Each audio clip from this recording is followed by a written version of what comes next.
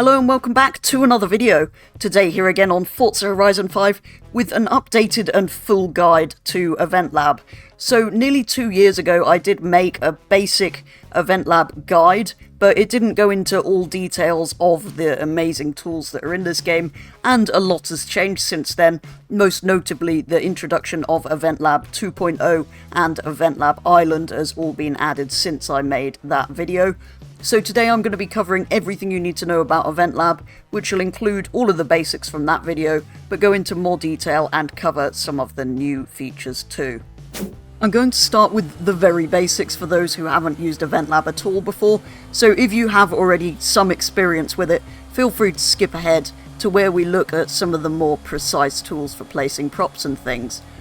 Firstly, Event Lab is available on both PC and console, but I think they have slightly different prop limits when building, so on a high-end PC for example, you can place more objects than you'd be able to on an original Xbox One. In the previous video, several people also asked how to unlock Event Lab. It basically unlocks after you have played the initial story mode.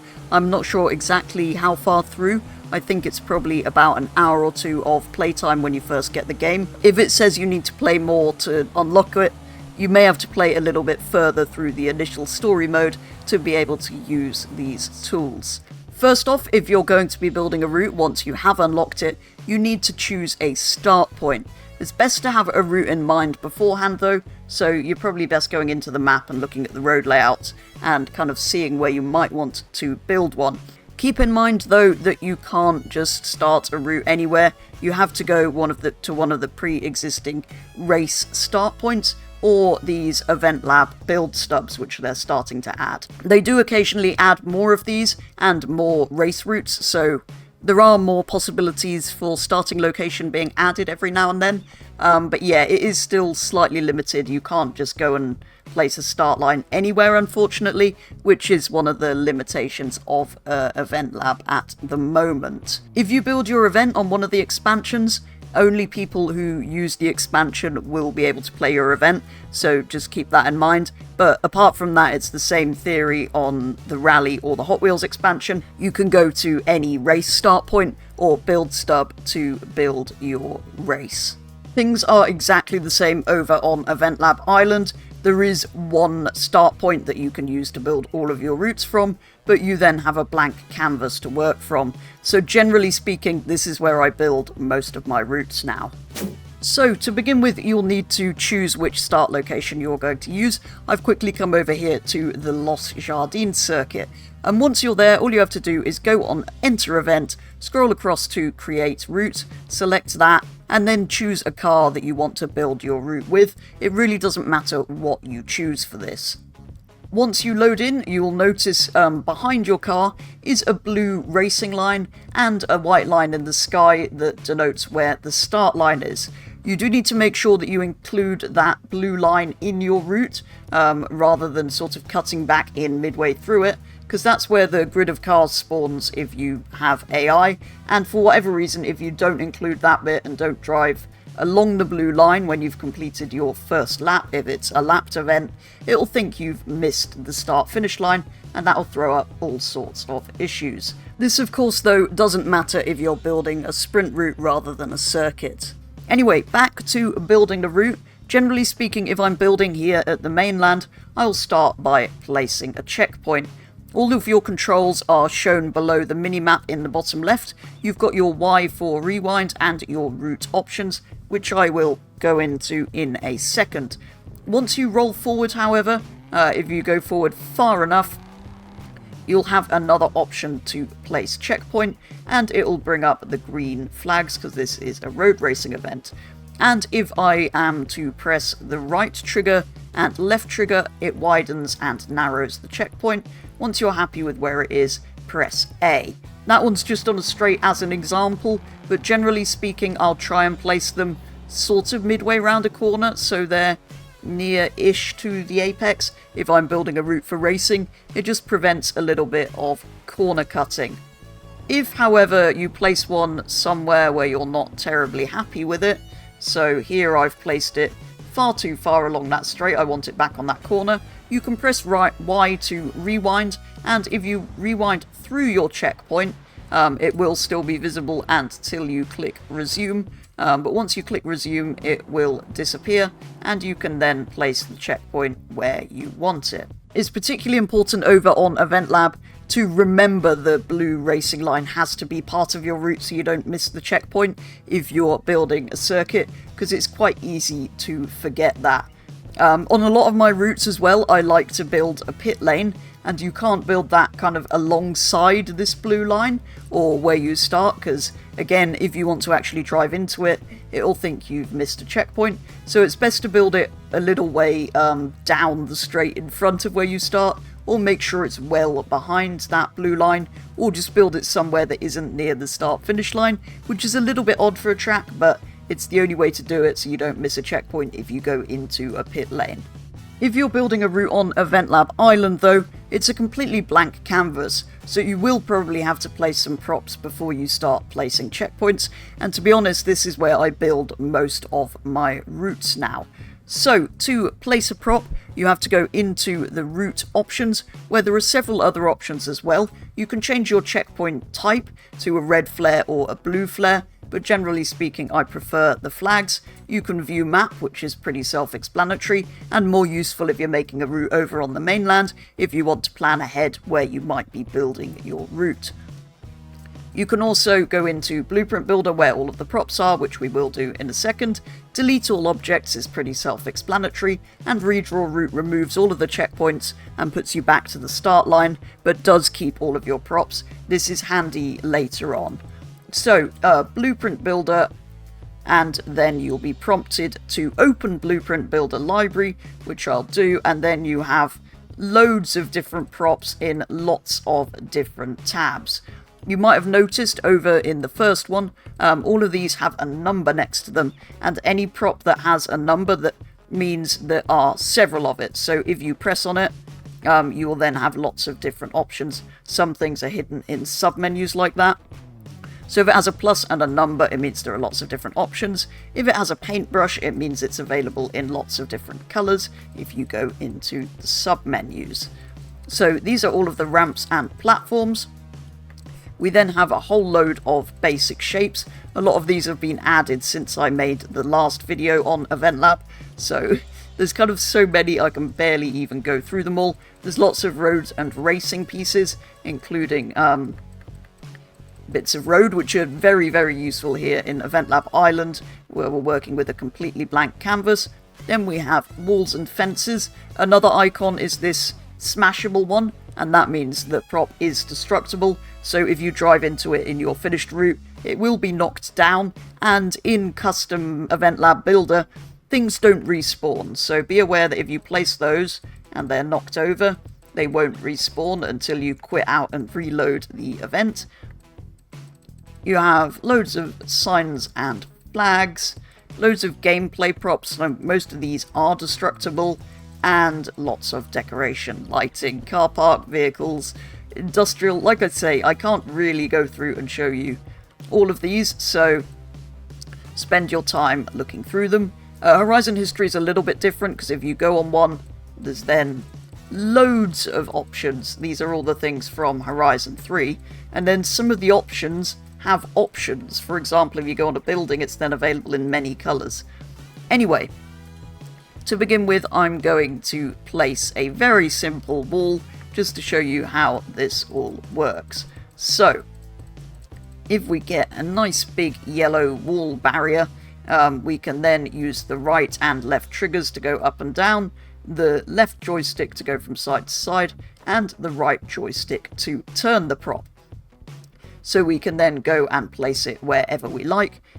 You'll see at the moment it's hitting the ground, so if we put it down on the ground and then press A to place it, it is then there on the ground. Now, if we hover over a prop and press Y, it will duplicate it. However, if you do this, it will then go through the floor. So there are two ways to fix this. Either you can just get a new prop and place it, or you can duplicate it, and then if you press R to reset the object, it will be back in the way that it can't go through the floor. So that's the basics of placing a prop, but there are some more advanced options. So if we go into more options, firstly there's step rotation, which is off at the moment.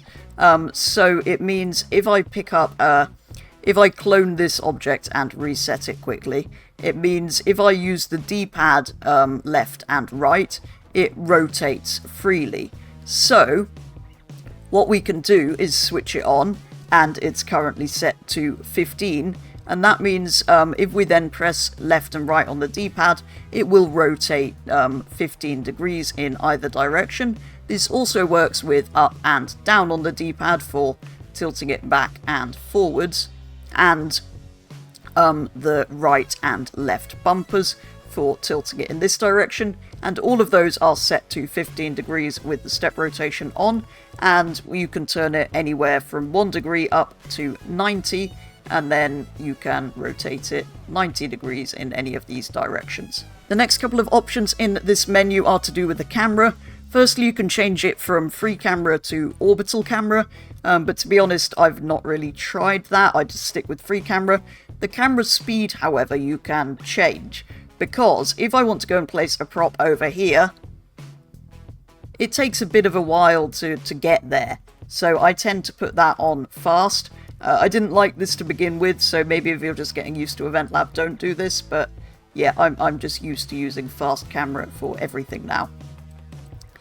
The next option is attachment nodes, which as you can see are off, and if we go back over towards where the objects are, you can see there are no nodes.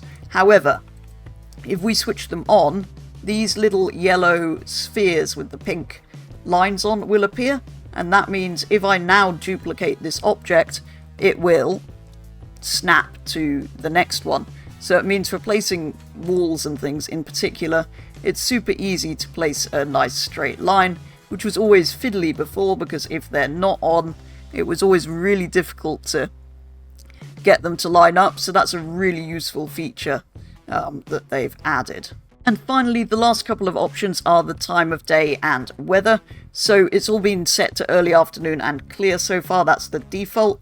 However, if I set it to sunset and rain, and then back out of here, you will then see what your route looks like in different conditions, which can be super useful, particularly if you're placing lighting and you want to see how it falls on things.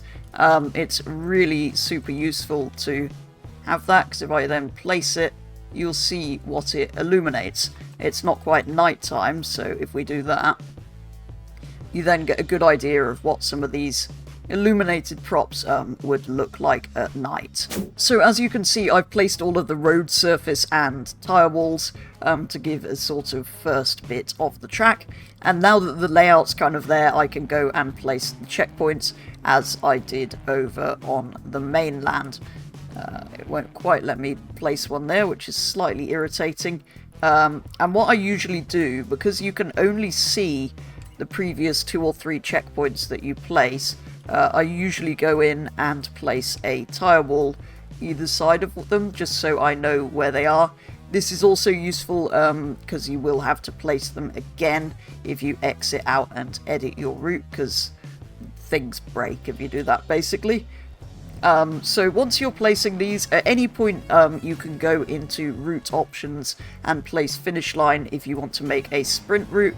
However, if you're making a circuit, you need to drive all the way around, placing checkpoints till you get back to the start line again, and the game will automatically assume you want to make a circuit and prompt you to save your route. If, however, you don't want to build a map for racing, for example, if you want to make a location for a car meet or a photography style map, and you're not going to be racing it afterwards, you don't need to place any checkpoints. The simplest thing to do, as I'm showing here on Event Lab Island, is just place all the props you want to, and then all you have to do is go and put a finish line somewhere, and that means once the route is published, all you have to do is go and cross the finish line when you've finished doing your car meet or taking photos or whatever you're using the map for. Be careful though not to place the finish line or cross the start line again until you've finished your editing session, because if you do, it'll prompt you to save your route.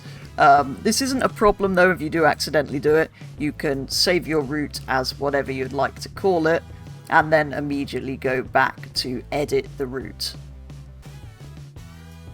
If, however, you accidentally quit, that's not too much of a problem either. I will be showing you how to load the routes back up again if you want to save them and continue editing them later. If, however, when you cross that finish line, you have finished editing for that session and you want to save your route to come back to later, then you can go through with this. When you go on name your track, you can call it anything you like. So I'm going to call this one Tracky McTrack.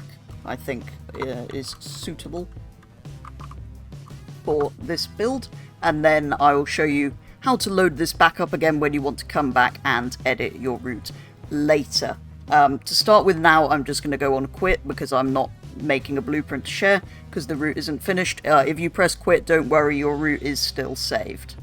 So, when you're ready to go back and continue editing your route, it is a little bit fiddly to find it, particularly as there's a seasonal championship here on Event Lab Island at the moment. So as that's there, you have to go on Enter Championship and then press Y to switch to normal event. You won't normally have to do that. Normally you'll just be greeted with this page when you head over to a start point to go and continue editing your route. Now you might think you go on Create Route for this, but don't. Go on Solo, then go on Create Blueprint, and it really doesn't matter what you pick for this. So I'm just going to go for anything goes. None of these settings will bear any resemblance to your final shared blueprint, so don't worry, this is just to load back in. Then head down to Create/Choose Route, go on there, find the route you want to edit, which is in this case Tracky McTrack, and then go on Edit Saved Route by pressing X. Then you'll be asked to choose a car like you were when you first went to start building a new route, and again it doesn't really matter, just pick any car that you would like to use for the purpose of building your route. Now once you load in, you'll be greeted with start line, so you can go through your checkpoints by going previous and next, and while you're at any of these you can widen or narrow the checkpoints. So for editing the checkpoints, that's super easy. If, however, you want to start placing props again, I'm afraid you're going to have to delete all of your checkpoints by pressing Create Route from here. So it'll say delete, it will delete all checkpoints after the current one.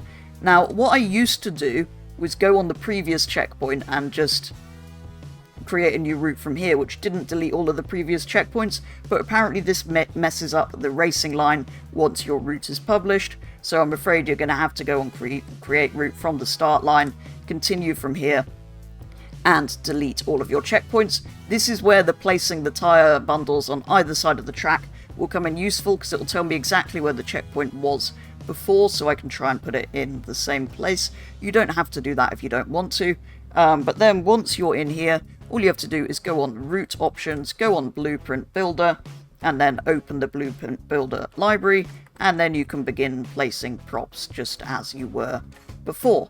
Again, once you've finished it, go around placing all of the checkpoints as I showed you before, and then save your route on the way out. So again, once you've finished editing for that session, all you have to do is finish your circuit to complete a lap, and then it will prompt you to save a file.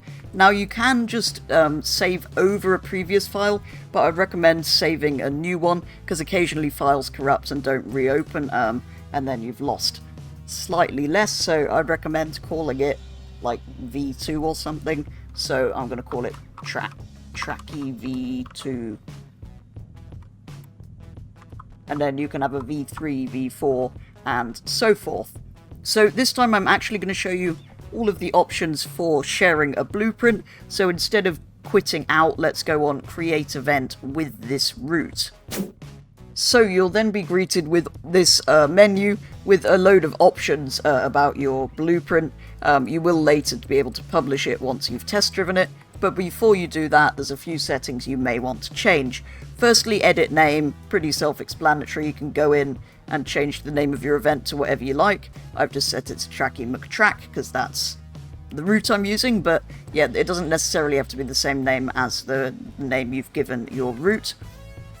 The description you can also go in and edit, but by default there will be a travel to Event Lab Island to build or play creations at this location description, so again, you don't have to do that. Create choose route you don't have to worry about because it already knows it's the route that you've just been editing that you want to put into your blueprint. Event settings is where most of the options will be. You can change it from road to street race, but this doesn't really have much bearing on what the route's like. You've already chosen your checkpoint type, so this is just how it will appear to people who are browsing routes and may want to play your creation. Drivatar difficulty, any will just be set to whatever whoever is playing your route has their AI set to, but you can lock it to a different one if you want everybody playing it to be up against unbeatable Drivatars, for example. Max number of Drivatars is straightforward, that's how many AI are in the race, and number of laps you can set from anything from 1 to 50. Again, obviously, if your route is a sprint route or you've made a car meet or photo location and it's not a circuit, number of laps won't be an option in here. At this point though, set it to 1, otherwise the game will make you test drive all of the laps of your race. So just set it to 1 for now, you can change that after the test drive. We'll come back and do that in a second. Season, you can set to the current season or to any of the 4 seasons permanently, so I'm just going to set it to hot season. Weather and time of day is the same, you can set it to what it currently is out in free roam, or you can set it to custom with any time of day. Then weather you can set to whatever you like, and time progression can either be fixed or rolling. Rewind you can turn off if you want to, but you don't have to, and locked camera just means you're locking anybody who plays the map to a camera of your choice, but yeah, I'm going to leave that on none. There's also keywords, so that if people are searching for routes, they can find your route more easily, but I tend to not bother with those. And you can set it to a specific performance class, but I'm going to leave it as anything goes, so that you can drive this route in whatever you like, although it's a bit of an unfinished route at the moment. It's just for showing you how it all works purposes, so I wouldn't necessarily recommend that. Music, you can set to whatever you like. I always turn it off because YouTube. And now there's a new feature where you can go and take a custom flyer. Basically, it'll load you into your custom route and allow you to take a custom picture so that any potential players who might want to run your route know kind of what to expect. So if we just focus and then take photo, it will then take a photo which will appear in the Event Lab menus when people are searching for routes. Then the only thing left is rules of play, which when I made the previous guide on Event Lab I said I didn't really get into and hadn't really used. I still haven't. It's basically like writing an algorithm, but more basic. You can add rules of when this happens, add this, do this. So there's triggers and then rules. There's all sorts of really complex rule sets out there, and like you can see, you can import rules. So yeah, to be honest, I don't really know much about this or how to do it, so I'm not going to go into any of that today. Once you've finished with all of your other settings though, simply go on test drive, and then it will load you into the race, and you'll have to do a 1-lap test of your track, just for the game to make sure that it all works before it will allow you to publish it. Once you've finished your test drive lap, there will be an option to return to event settings, and when you press that, it will bring you back to this menu. At this point, go into the settings and set the laps to whatever number you'd like. I'm going to set this one to 5 because it's quite a short circuit, but like I say, you can set that from anything from 1 to 50. I'm going to leave everything else as it was though, because I'm already happy with those settings. And then once you've double checked all of your settings are as you want them, click publish, and you've done it. You've done your first Event Lab route and published it for the Forza community to make use of. You should go and load your events up from the shared events if you want to play them with friends, because if you load them from the local events tab, at least it used to be a glitch that nobody else would be able to see any props. So make sure you load them from your shared events tab if you want to. And if you want to find the share code for your event, you have to press in the right joystick to get event information, and then it will bring up your description, which I know I didn't edit for this one, and it will also bring up a unique 9-digit share code so that you can tell whoever you want about how to find your event. And that is going to do it for today's video, with an updated and more complete guide to Event Lab here on Forza Horizon 5. If you do go and make any routes after seeing today's video, please send me share codes in the comments or over on my Discord server, which is linked in the description, because I'd love to see what you've come up with. And if you have any questions, further questions on how to use some of the more finite details and things of Event Lab, make sure to comment them below, and I'll do my best to answer as many of them as I can. For today's video, though, that is going to be all, so thank you very much for watching, and I will be back with the next one very soon.